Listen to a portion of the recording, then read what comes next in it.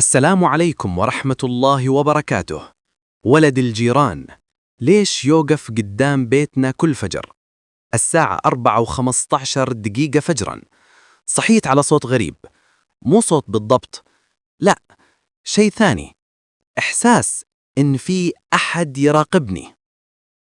فتحت عيوني بالظلام وقلبي ينبض بقوة. الغرفة باردة والستارة تتحرك شوي مع الهواء. مديت يدي أشغل السويتش اللي جنب السرير، بس شي خلاني أوقف. في ظل واقف قدام النافذة، مو ظلي، ظل من برا. قمت من الفراش بهدوء، قلبي يدق بصدري لدرجة حسيت إنه بيطلع. تسحبت للنافذة وشفته، يوسف، ولد الجيران، واقف في السكة، لابث دشداشته البيضة وعيونه مرفوعة لفوق، يطالع نافذة غرفتي بالضبط، ما يتحرك، ما يرمش حتى، يسوي تمثال. هذه المرة الخامسة على التوالي.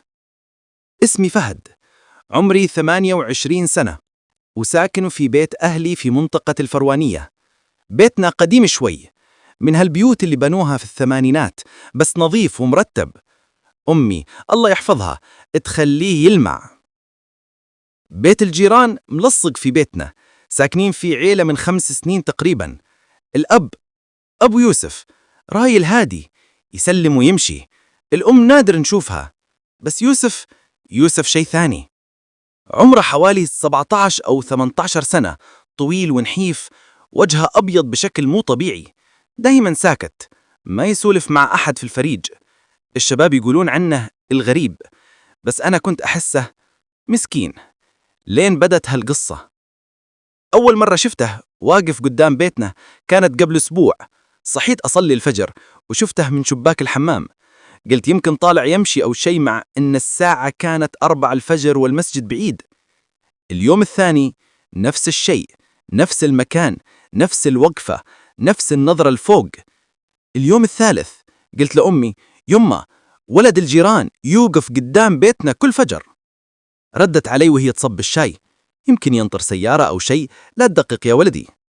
بس أنا أعرف هذا مو انتظار عادي. اليوم الرابع صحيت بدري عن قصد، بغيت أتأكد. نزلت من فراشي بهدوء وتسحبت للشباك اللي طلع على السكة. كان هناك 4:10 بالضبط. بس هالمرة لما شفته حسيت إنه عيونه فاضية، مو بس يطالع، لا، عيونه مفتوحة بس ما لها روح، كأنه مو صاحي، كأنه ميت واقف. ورجفت رجفة حقيقية سرت في جسمي كله. حاولت أنام بس ما قدرت، فضلت ساهر لين طلع الفجر وسمعت صوت أذان. طليت من الشباك مرة ثانية، كان مختفي. رحت أصلي وأنا حاس بثقل مو طبيعي. بعد الصلاة قعدت في الديوانية أشرب قهوة، ولقيت أبوي صاحي. باه، تعال شوي. قعد جنبي. خير يا فهد؟ باه، ولد الجيران يوسف، انت شفته واقف برا بيتنا الفجر؟ تردد شوي. شفته مرة قبل يومين، بس قلت يمكن عندها شغلة. ليش؟ يوقف كل يوم يا باه، كل فجر، نفس المكان، ويطالع غرفتي. أبوي سكت شوي وشفته في عيونه شيء، قلق، خوف. خلنا نروح نكلم أبوه اليوم، يمكن الولد عنده مشكلة. بس ما رحنا، لأن بعد العصر صار شيء غير كل شيء.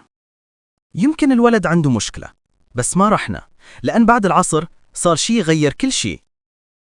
كنت قاعد في غرفتي أشتغل على اللابتوب لما سمعت أمي تصيح من المطبخ، فهد، فهد تعال. ركضت لها، لقيتها واقفة جنب الشباك اللي يطل على حوش بيت الجيران، ووجهها مصفر. شف هناك. طليت وشفت يوسف في حوشهم، بس مو لحاله. كان واقف في نص الحوش، ووجهه لف فوق للسماء، وفمه مفتوح، ويداه مرفوعات، وأصابعه مشبكة بشكل غريب. وكان يهتز هزة خفيفة مثل ورقة في الهواء. يمه، هذا شنو؟ والله ما أدري يا ولدي، من نص ساعة وهو يسوي كذي. الله يستر. شفنا أبوه يطلع من البيت، يمسكه من كتفه ويدخله بسرعة. بس قبل ما يدخل، يوسف لف راسه بحركة مو طبيعية، حركة سريعة وآلية، وطالعنا وابتسم. ابتسامة ما أنساها، ابتسامة عريضة وأسنانه طالعة كلها، وعيونه، لا، عيونه كانت سودة بالكامل. تلك الليلة ما قدرت أنام، تقلبت في فراشي وحاولت أقنع نفسي إن اللي شفته كان مجرد خيال، بس كل ما أغمض عيوني أشوف ابتسامته. الساعة 3:45 فجراً صحيت على صوت حصى يضرب شباكي، طق طق. قمت بسرعة ورحت للشباك وفتحت الستارة.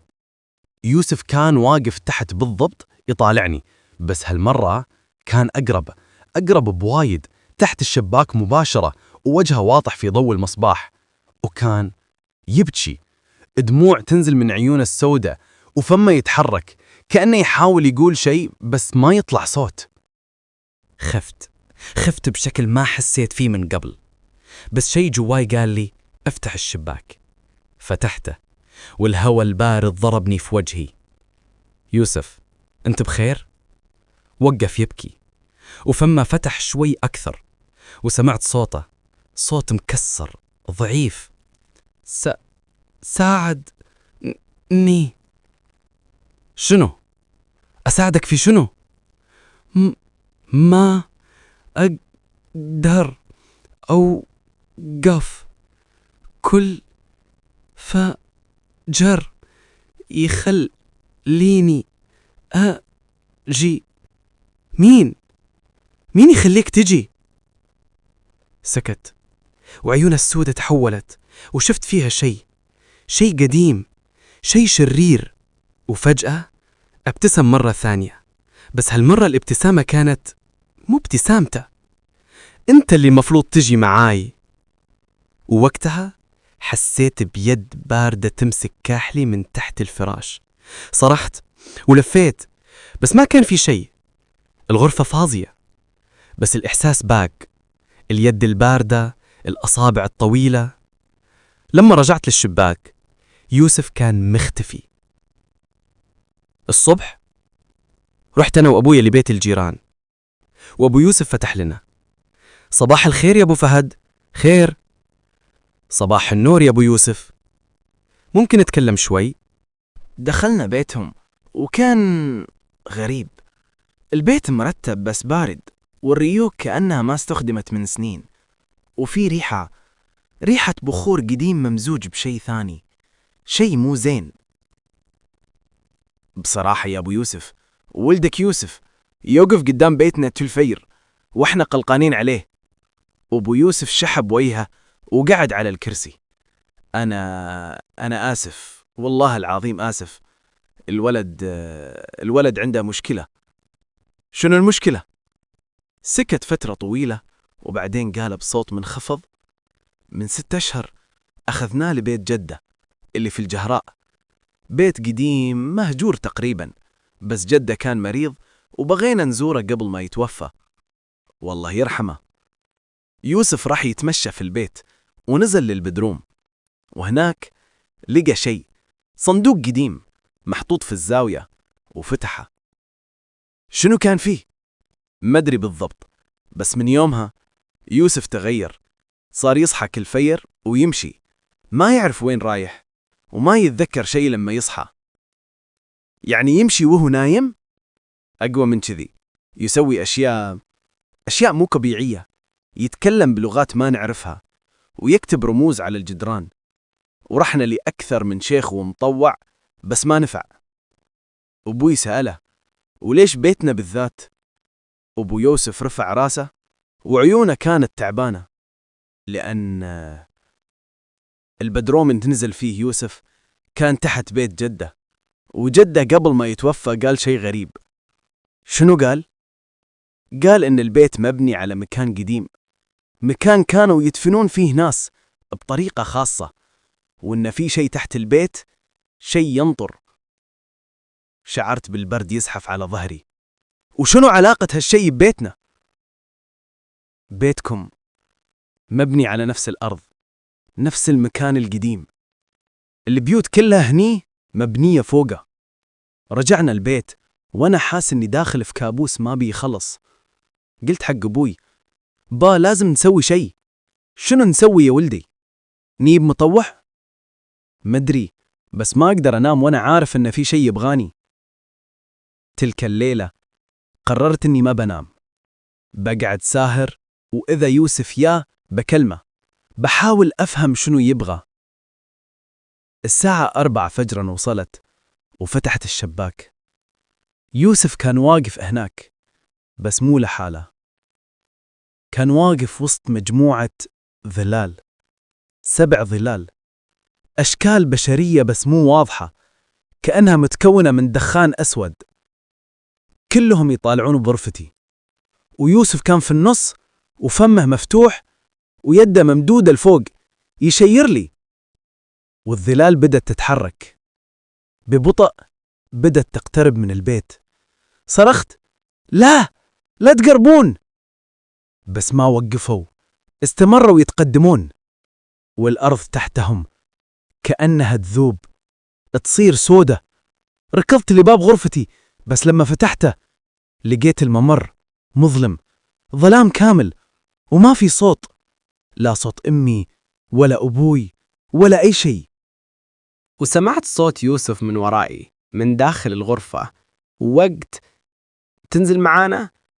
لفيت ولقيته واقف في غرفتي والظلال وراه داخلين من الشباك، وكان يبتسم، بس عيونه كانت تتوسل.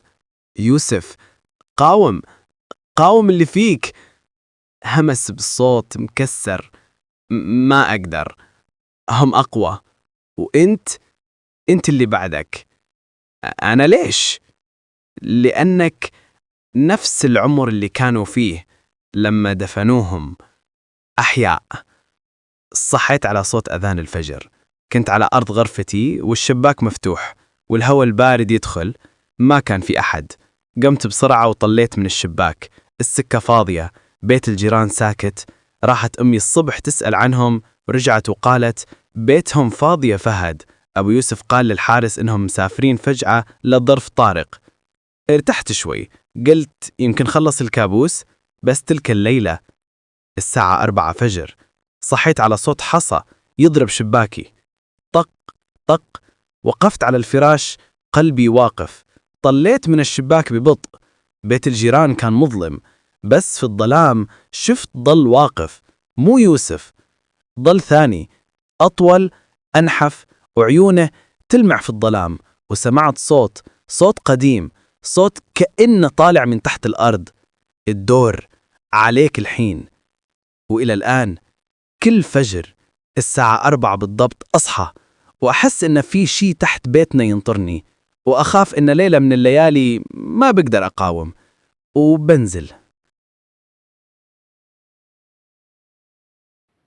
وإن أعجبتكم القصة يا أصدقائي، لا تنسون من لايك واشتراك، واكتبوا لنا تعليقكم ما رأيكم في هذه القصة.